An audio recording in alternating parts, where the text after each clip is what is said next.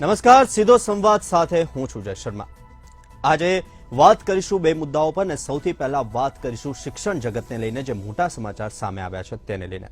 19 October 2022ના રોજ વડાપ્રધાન નરેન્દ્ર મોદી દ્વારા મિશન સ્કૂલ ઓફ એક્સલન્સની નેવ મૂકવામાં આવી હતી। ત્રિમંદિર ખાતેથી અડાલજના ત્રિમંદિર ખાતેથી આ મિશનની શરૂઆત કરવામાં આવી હતી અને ત્યારબાદ આજે મુખ્યમંત્રી દ્વારા તેની અંદર વધુ એક પગલું ભરવામાં આવ્યું છે। આ જ મુદ્દે ચર્ચા કરીશું આપણે શિક્ષણમાં એક્સલન્સમાં વધારામાં।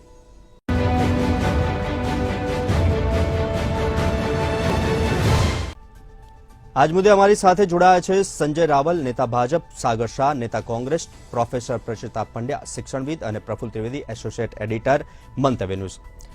સૌથી પહેલા જે પ્રમાણે આજે પગલાં ભરવામાં આવે છે શિક્ષણ જગતની અંદર અને મિશન સ્કૂલ ઓફ એક્સલન્સ એ શું છે તેની વિગતો મેળવીશું પ્રફુલ ત્રિવેદી પાસેથી।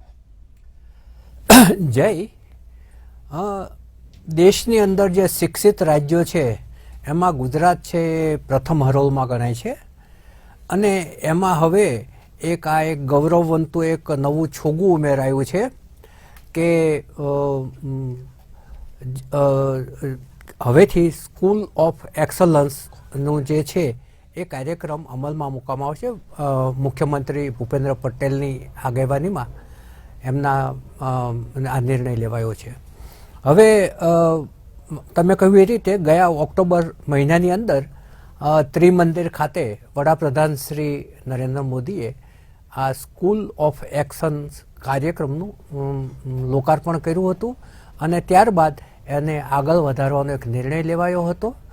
આ નિર્ણય એ પ્રકારનો છે કે જેથી વિદ્યાર્થીઓની અંદર પડેલી જે ટેલેન્ટ છે એ બહાર આવે અને એ આંતરરાષ્ટ્રીય કક્ષાએ અન્ય વિદ્યાર્થીઓ સાથે સ્પર્ધા કરી શકે એ પ્રકારનું એક વાતાવરણ ઊભું થાય એ માટે આ કાર્યક્રમ અમલમાં મૂકવામાં આવ્યો છે।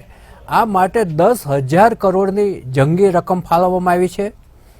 50,000 નવા ઓરડાઓ બનાવવાની વાત છે। અદ્યતન ઉપકરણો અને ટેકનોલોજી સાથેની લાઇબ્રેરી, કોમ્પ્યુટર લાઇબ્રેરી અને વૈજ્ઞાનિક જે લેબ હોય છે વિજ્ઞાનની, સાયન્સ વિષયની, એને અપગ્રેડ કરવાની વાત છે। વિદ્યાર્થીઓ જે એસાઇનમેન્ટ લખીને આપે છે એમાં આંતરરાષ્ટ્રીય કક્ષાના વિષયો હોય અને એને કારણે એની અંદર પડેલી જે ટેલેન્ટ છે એને વિશ્વની અંદર બીજા વિદ્યાર્થીઓ સાથે સ્પર્ધા કરી શકે એ રીતે બહાર લાવવાનો આમાં પ્રયત્ન થવાનો છે।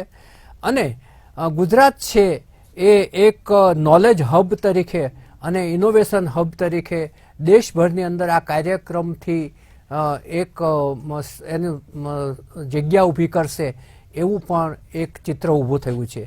આજે મુખ્યમંત્રી ભૂપેન્દ્ર પટેલે આંતરરાષ્ટ્રીય ખ્યાતનામ સંસ્થા છે organisation for economic cooperation and development, એનું ટૂંકું રૂપ છે OECD, એની સાથે ગાંધીનગર ખાતે MOU કર્યા છે અને બંને પેરિસની સંસ્થા છે અને એટલે આખી જ્યારે આંતરરાષ્ટ્રીય સ્તરે આપણા શિક્ષણની વાત થતી હોય ત્યારે પેરિસની આ સંસ્થા સાથે MOU કરવામાં આવ્યા છે અને એના કારણે જે શિક્ષણ છે એ એક વિકાસનું કેન્દ્ર બનશે। આમ પણ ભારતના વિકાસમાં શિક્ષણની ભૂમિકા હંમેશા બહુ મોટી હોય છે એટલે હવે જે વર્ષો જૂની એક શિક્ષણ પદ્ધતિ હતી એમાં એક આ નવો ફેરફાર લાવવામાં આવ્યો છે અને આના ઘણી બધી આશાઓ પણ જન્માવી છે।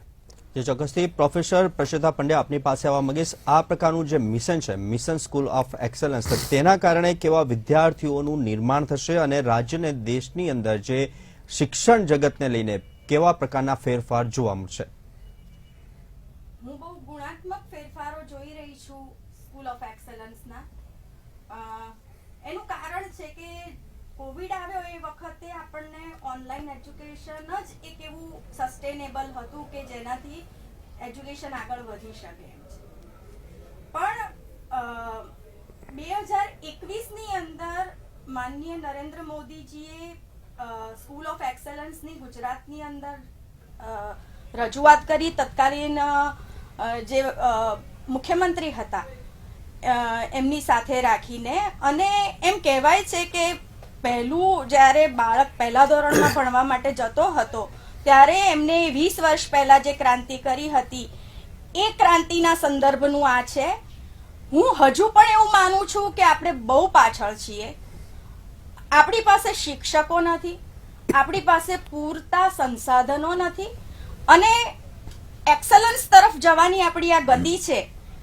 મને થોડુંક ડિફિકલ્ટ એટલા માટે આ લાગી રહ્યું છે કારણ કે આપણી પાસે એવી શાળાઓ છે કે જેમાં વ્યાયામ માટેના મેદાનો નથી અથવા તો પૂરતી. પણ હા, એટલું ચોક્કસ છે કે એક દિશા તરફનું ડગલું મંડાયું છે. તો આગળ પણ હવે કદાચ શિક્ષણ જગતની અંદર બહુ ગુણાત્મક ફેરફારો આવશે. શિક્ષકોએ માત્ર પોતાના ક્લાસ પૂરતા નહીં પણ ક્લાસની બહાર પણ એનું વ્યાપ વધારવો પડશે. વિદ્યાર્થીઓને પણ જે તે સ્થાનો પર લઈ જવા પડશે. એટલે હું જોઈ રહી છું કે આગળના 15-20 વર્ષ શિક્ષણ જગત માટે બહુ પડકારજનક હશે. જે ચોક્કસથી સંજયભાઈ આપની પાસે આવવા માંગીશ. મિશન સ્કૂલ ઓફ એક્સલન્સ કે જેની અંદર ખાસ ટેકનિકલ નોલેજ ઉપર બી ભાર મૂકવામાં આવે છે, તેમજ ફિઝિકલ નોલેજ ઉપર બી ભાર મૂકવામાં આવ્યો છે, અને જે વિદ્યાર્થી છે તેને હાઈટેક લેબ મળે તેની ઉપર બી ભાર મૂકવામાં આવે છે. તે અંગે આપ શું કહેશો? અને સાથે જ પ્રોફેસર જે પ્રચેતા મેમે કહ્યું તે પ્રમાણે કે હજુ પણ સુધારાની જરૂર છે, હજુ પણ ટેકનોલોજી સાથે જ અત્યાધુનિક લેબની પણ જરૂર છે. ક્યાંક હજુ પણ આ પ્રકારની લેબ જોવા નથી મળી રહી. એક તો શિક્ષણનો આટલો સારો સબ્જેક્ટ ડિબેટ માટે પસંદ કરવા બદલ મંતવ્યને ખૂબ ખૂબ અભિનંદન. સ્કૂલ ઓફ એક્સેલન્સની વાતની માહિતી આપી પ્રફુલભાઈએ. બેને પણ કેટલાક સકારાત્મક વાતો કરી. આ બધાના મૂળમાં નવી શિક્ષણ નીતિનો આયામ છે. આપણે જો બધું જ સમૂહસૂત્રું ચાલ્યું હોત તો 34 વર્ષના સમયગાળા પછી આપણે નવી શિક્ષણ નીતિ લઈને 2020માં આવી રહ્યા હતા. પણ એનાથી ફાયદો પણ થયો. નુકસાનમાં તો એવું હતું કે સમગ્ર વિશ્વમાં એક જેવી પરિસ્થિતિ હતી.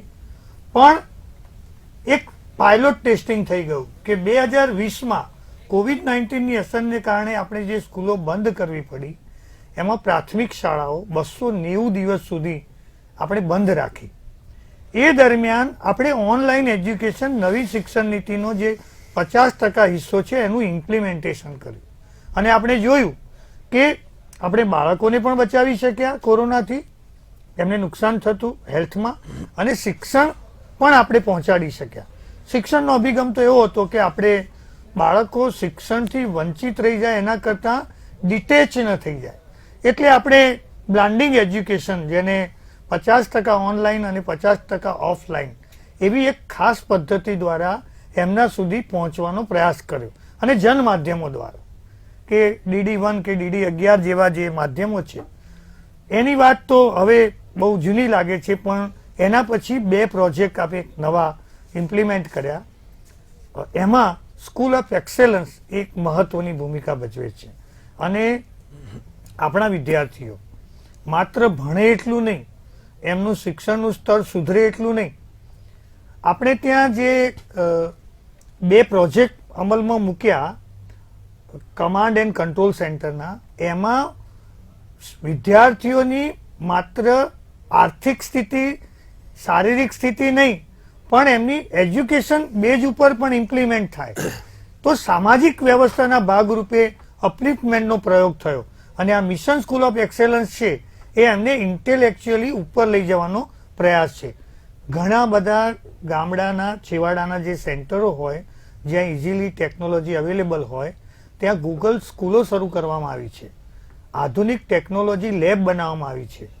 એ ઉપરાંત સાયન્સ માટેના સાધનો, જૂના આપણો જે ક્રાઇટેરિયા હતો જૂની શિક્ષણ નીતિમાં એ મિનિમમ લેવલ ઓફ લર્નિંગનું હતું, વાંચન, લેખન, ગણન.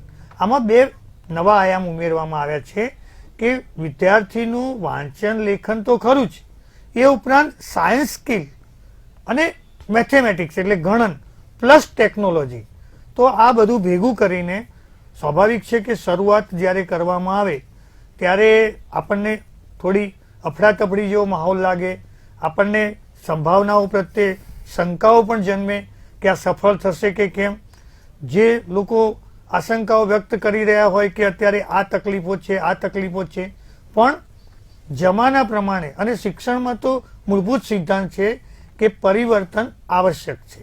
તો આ બધા પરિવર્તનને લાવીને આપણે ફોરેન સાથે કોલોબરેશન કરી રહ્યા છીએ ગુજરાતની સરકારી શાળાઓ માટે.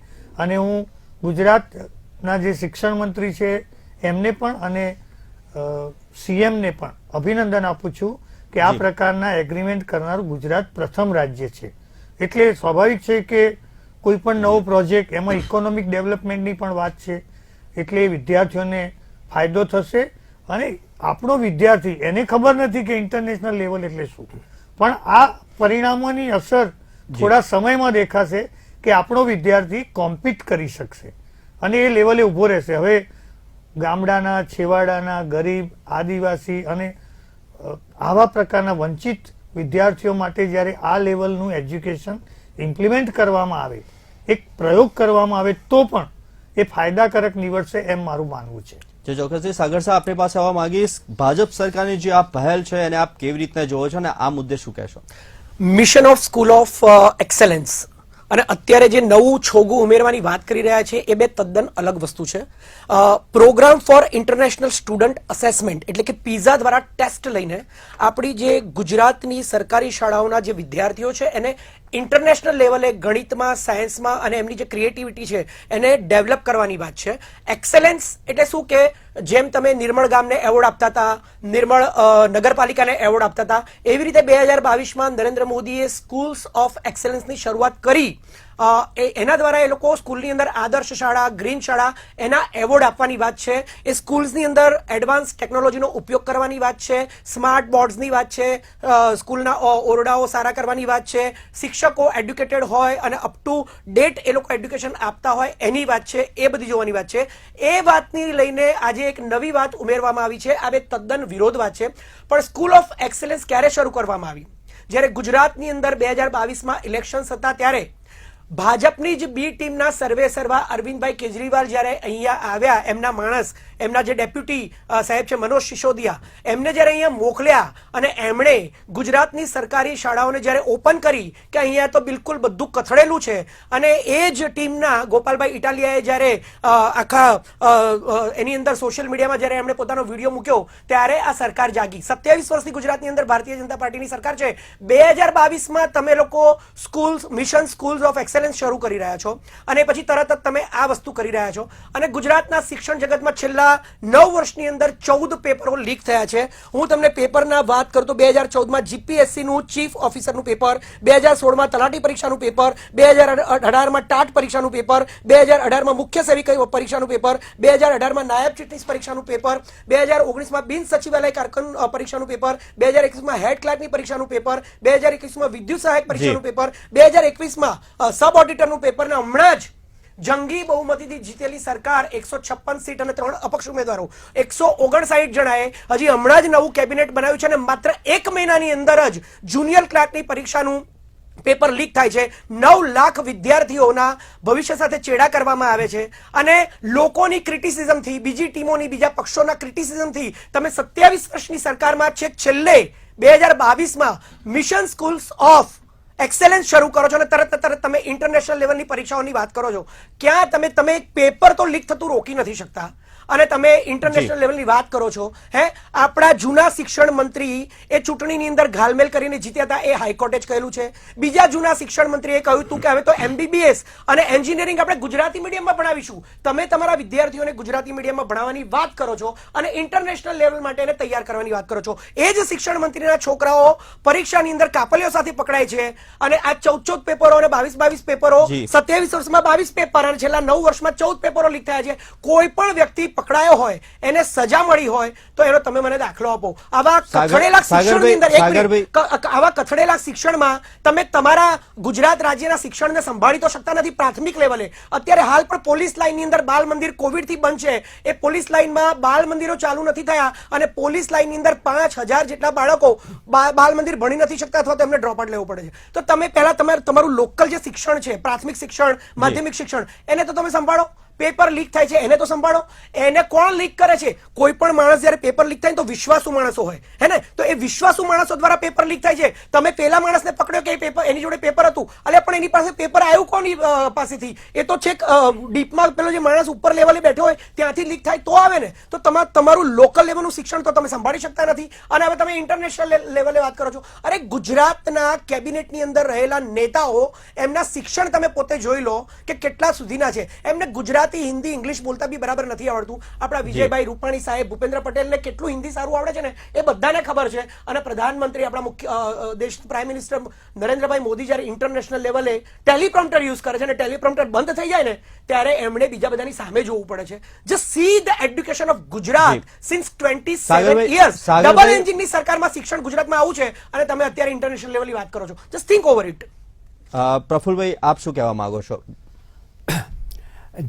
જાગ્યા ત્યારથી સવાર આપણા ગુજરાતની અંદર એક કહેવત છે, અને આ વર્ષો જૂની શિક્ષણ પ્રણાલી હતી જેમાં એક ચોક્કસ પ્રકારના ઢાંચામાં ચોક્કસ પ્રકારનું શિક્ષણ આપવામાં આવતું, ચોક્કસ પ્રકારના વિષયો હતા.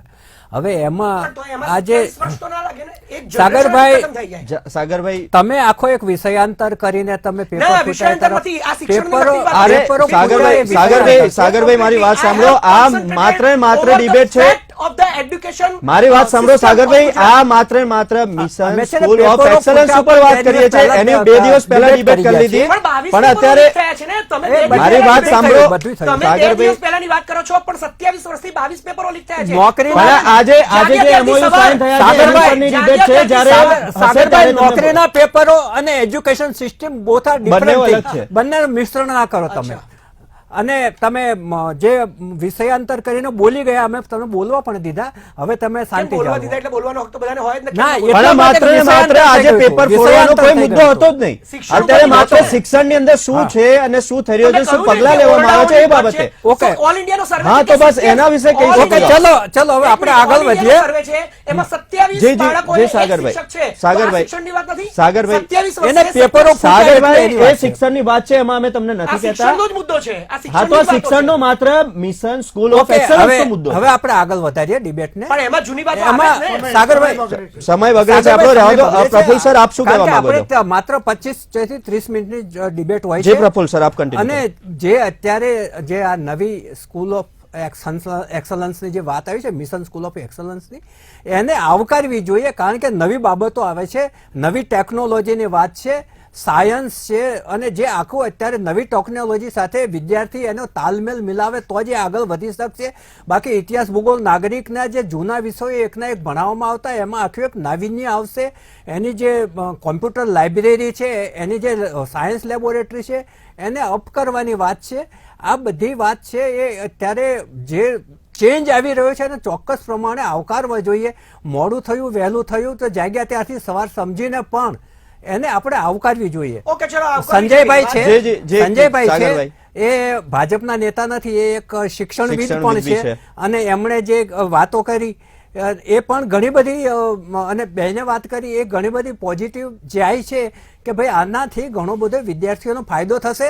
અને ગુજરાતના વિદ્યાર્થીઓ જ્યારે આંતરરાષ્ટ્રીય વિદ્યાર્થીઓની હરોળમાં ઉભા રહે એવો કોઈ પ્રોગ્રામ આવતો હોય ત્યારે એની ટીકા ટિપ્પણમાં પડવાનો અત્યારે હું નથી માનતો કે મને કોઈ એવો રસ છે. સાગરભાઈ, મને રસ નથી. તમારી જોડે આવું છું સાગરભાઈ, તમારી જોડે આવું છું. આપ શું કહેવા માંગો છો કે આ મિશન સ્કૂલ ઓફ એક્સલન્સ થી કેવા પ્રકારના વિદ્યાર્થીઓ ઉત્પન્ન થશે અને આનું વિઝન શું હશે? મને પૂછી રહ્યા છો ભાઈ? સાગરભાઈને જ પૂછી રહ્યો છું. સાગરભાઈ, મેં તમને પહેલા જ કહ્યું કે તમારું જે બેઝિક માળખું છે એમાં મારી વાત સાંભળો. જો સૌથી પહેલા તો ટેકનોલોજી અત્યાર સુધીમાં નથી, અત્યારે આવી છે ટેકનોલોજી, હાઈટેક થયું છે. હું તમને કહું ને, કોવિડ પછી લોકોને લેપટોપ ની અંદર ભણાઈ શકાય છે. જ્યારે યુએસ ને એબ્રોડ ની અંદર જો વાત કરીએ તો એ લોકો વર્ષોથી ભણી રહ્યા છે. લેપટોપ ક્યારે આયા? લેપટોપ ની અંદર જ્યારે શિક્ષણ આ કોરોના પછી ચાલુ થયું છે. મારી વાત સાંભળો. રાજીવ ગાંધીએ કઈ સાલમાં લોન્ચ કરી છે અને ક્યારથી તો અત્યાર સુધી ચાલે છે? ઇમ્પ્લિમેન્ટ કેમ નહીં? 17 વર્ષ સુધી કારણ કે અત્યાર સુધી એ તો- ઇમ્પ્લિમેન્ટ કેમ એ નહીં? તો અસફળતા છે રાજ્યની. તો તમે ત્યારે કેમ ના કીધું કે આ રીતના ટેકનોલોજી વાળું શિક્ષણ આપવું જોઈએ, તમારે લેપટોપ લેવા જોઈએ, સ્માર્ટ સ્કૂલ બનાવવી જોઈએ, સ્માર્ટ પણ ઓરડા બનાવવા 27 જોઈએ? વર્ષથી તો અમે છીએ જ નહીં, તો અમે હા, તો કેવી રીતે વિરોધ કરી પક્ષ શકીએ? તરીકે આપે શું કામ તો કર્યું? વિરોધ પક્ષ તરીકે તો વિરોધ જ કરવાનો. વિરોધ પણ ક્યાં કરવા દેશે? પણ વિરોધ બી અત્યારે- ક્યાં- અત્યારે વિરોધ બી પણ કર્યો તો એ જ્યારે હું બોલી પ્રમાણેનું રહ્યો એક સ્કૂલ છું, બતાવો. when I'm speaking, when I'm telling the truth, even at that time you are preventing me. Preventing નથી, કારણ કે તમે વિષયાંતર કરી ના, રહ્યા હતા, બિલકુલ તમે વિષયાંતર પેપર નથી. ફૂટવા માટે ગયા આ હતા. શિક્ષણ આપણે. જગતની સત્યતા છે. શું નથી ખબર તમને કે કાપલીમાં પકડાયા છે શિક્ષણ મંત્રીના વિદ્યાર્થીઓ? પણ એ સબ્જેક્ટ નથી અત્યારે, માત્ર સબ્જેક્ટ છે Mission School of Excellence. Professor Pacheta Pandya પણ આપની પાસે તમે આવવા જે માંગીશ. વાત મારી કરો વાત છો, સાંભળો, એક મિનિટ સમયનો અભાવ છે, એક મિનિટ, બધાને એક મારે મિનિટ. સમય આપવો પડશે. પ્રોફેસર પચેતા પંડ્યા આપની પાસે આવવા માંગીશ. આ પ્રકારનું ટેકનોલોજી વાળું શિક્ષણ હવે મળવા જઈ રહ્યું છે, સાથે જ ફિઝિકલ ઉપર પણ ધ્યાન આપવામાં આવી રહ્યું છે. તેના કારણે જે બાળકો છે, જે વિદ્યાર્થીઓ છે, તેના માનસિકની સાથે શારીરિક જે શક્તિઓ છે તેની ઉપર બી પ્રભુત્વ આપવામાં આવ્યું છે. તે અંગે આપ શું કહેશો? હું કહું છું કે એક છે સિદ્ધાંત અને બીજો છે વ્યવહાર. આ બાબત આપણે બહુ સારી રીતે સમજવી પડશે.